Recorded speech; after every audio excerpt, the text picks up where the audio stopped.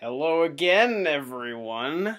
Got a new review, continuing onward with the hybrid discography review, though it may be short, it is great, with their debut full-length album. And I'm ready for this. I'm wearing the shirt of the album, too. Eighth Plague. Let's do this. Let's talk about it. So, with this debut full-length, which came out approximately 2 years after the debut EP, Beyond Undeniable Entropy, it really shows Hybrid just stepping up to the plate, stepping up their game as much as they can for this, just getting out their kind of debut release on a label with a full-length record this time. And this time, one of the things that's changed as opposed to the EP, which was a collection of songs, is this one has a lyrical concept that ties all the songs together and separates the album into sections based on, well, the eighth plague from the Bible, which is kind of like a swarm of locusts destroying all of humanity. But in this album, it kind of implies that the locusts are humanity, that we are a plague that is destroying our own planet. And this is so reflected in their sound. It's just like, it's like a fucking swarm, just completely, utterly assaulting and destroying your ears with their use of, again, the extremely heavy guitars, the changing time signatures, the just abrasive and like in your fucking face vocals. It's just, it's incredible. But as a result of the use of the lyrical concept, one of the things that was on the debut EP but is missing here is the use of samples and quotes from movies and stuff like that. So you had like songs like Insomnia and Sunbirth that had like little quips of movie quotes and stuff like that. That isn't as prevalent on here, but it is. There is one very important one towards the end that I'll touch on later. But that really doesn't detract from this album at all. The songs are just as intense as they were on the EP, if not more so. And the production, let me just go ahead and talk about that for a little bit. It's monumental. I discovered this band actually through this album, through a song off this album called The 100 Years Ocean, which is actually the very first track on the album. And when I found this song on YouTube, I thought the production was really good but not amazing. And then when I actually bought a copy of this album in high quality, I just noticed, holy shit. The guitars are ramped up to the max, and you can hear all the intricacies and finesse of the drums. It's very well produced, yet at the same time maintains some of the rawness and the absolute just abrasive qualities of the debut EP. It's like the perfect combination, to be honest. It's just, the production on this album is insanely heavy. And with this album, you get a little bit more variety in the music, a little bit more towards the experimental side of hybrid sound.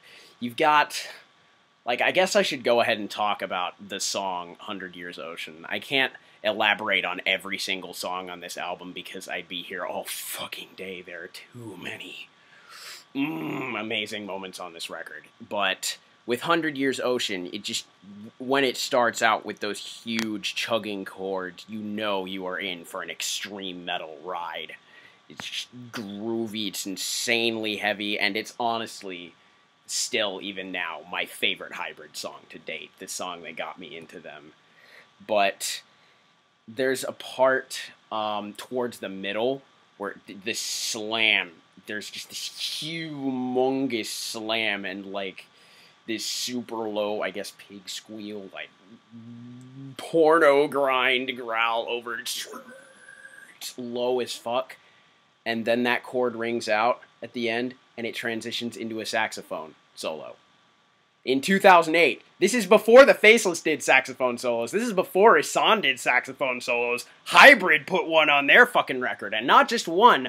When Hybrid incorporates, like, an experimental edge or, like, an instrument or a genre style that is vastly different from what they would normally do with their just overall broad spectrum of what they go for as the meat of their sound.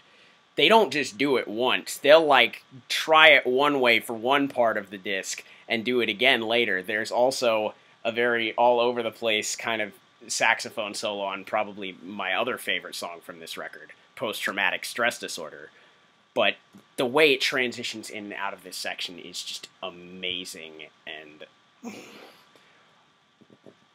oh man, yeah. So all of these styles are used effectively. Like the album even transitions into black metal for a section on Soul Prolapse, and that's a song that has a lot of changing up sections. This whole album, I mean, it's hybrid, as I've said. This album is going to change up like multiple times, completely unexpectedly on your first listen. I mean, I've listened to this album like so many times now. I know almost all the twists and turns, but not all of them. The third song, Sleep of the Defeated, has this odd time signature passage that I can't follow still. It's that insane. And yeah, that goes to show something, because so many of Hybrid's riffs are incredibly difficult to follow, even for those versed in odd time signatures. But yeah, it's not just about those odd time signature riffs. Hybrid definitely changed things up in the guitars, as well as incorporating different styles of, like the saxophone, basically. There's a section at the end of the multi-part song, Cocoon, Metamorphosis, Eclosion. The Eclosion section that closes it off is this very beautiful, just melodic sort of jazz fusion-y kind of thing. Not as jazz fusion-y as the outro to the first song on the new record, of course, but we'll get into that in that review. Yeah. So there's another part in 100 Years Ocean that I should touch on really quick, and that is in the middle there's a part where it's like the drums are emphasized, and I can't help but like air drum to this every time, because it's one of the coolest drum parts I think I've ever heard.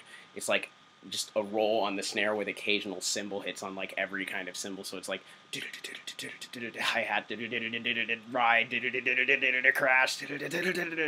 It's like amazing. Choose's drum parts just in general are incredibly creative, and so are the guitar parts. Ivan Duran, like, he just has such an interesting way of using his guitar to create sonic sounds. Like Sleep of the Defeated and Soul Prolapse both have these very, very strange sounding kind of pick scrape and like tapping riffs that are just like in some of the most dissonant tonal qualities you can imagine. And that's honestly, like, admittedly, I didn't like this album very much at first.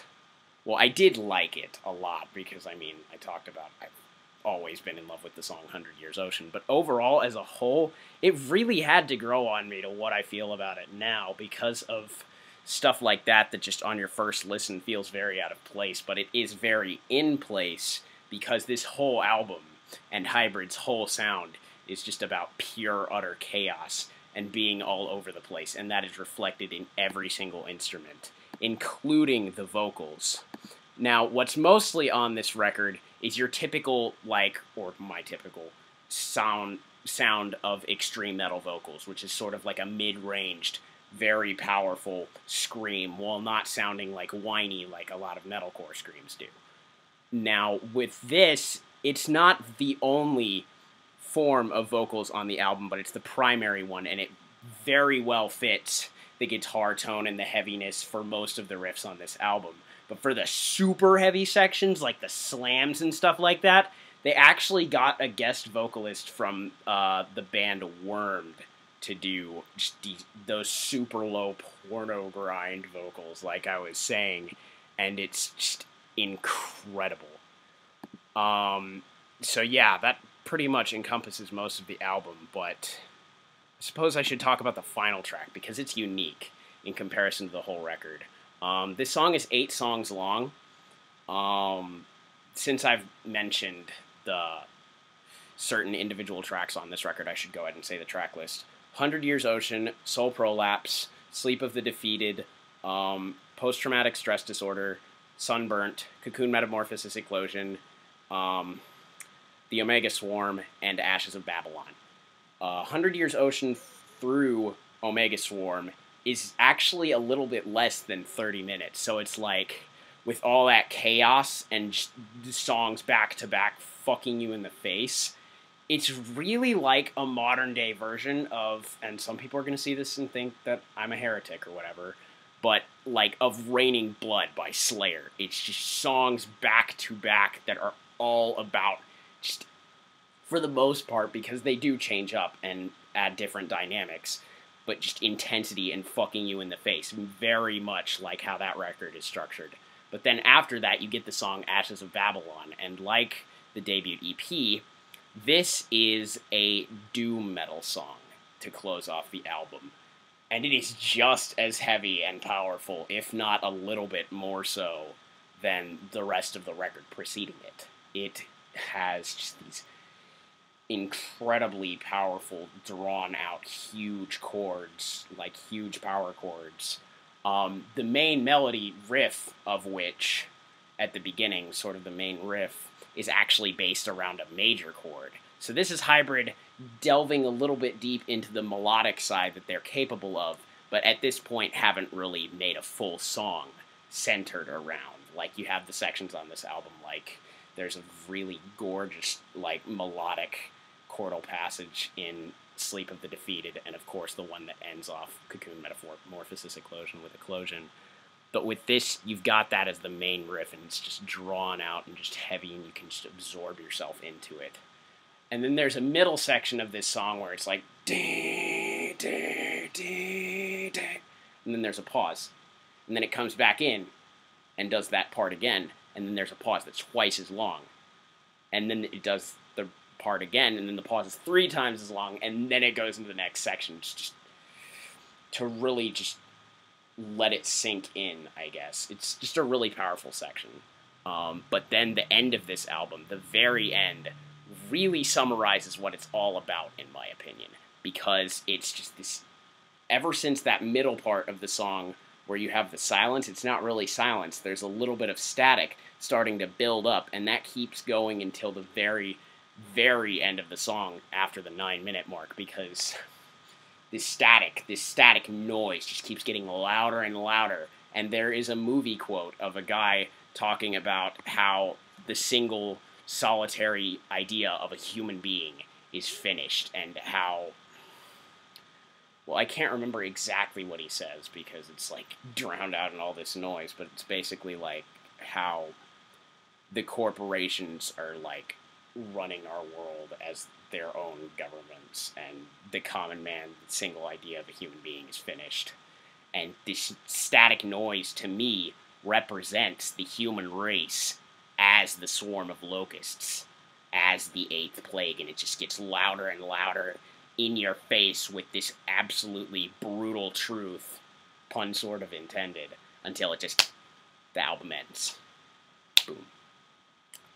It all just goes away, and you're like, just sort of sitting there in awe. This is an amazing, amazing record. Like I said, it had to grow on me, but it has grown to be one of my absolute favorite albums of all time. So, not even a 9.5 is going to suffice for this. This album is, it's not absolutely perfect, but it is so close that I'm going to have to give it a rating that I rarely give albums, and that is a 9.75 out of 10. The 8th Plague by Hybrid. Check it out, and stick around, because I'm going to be talking about their most recent offering next.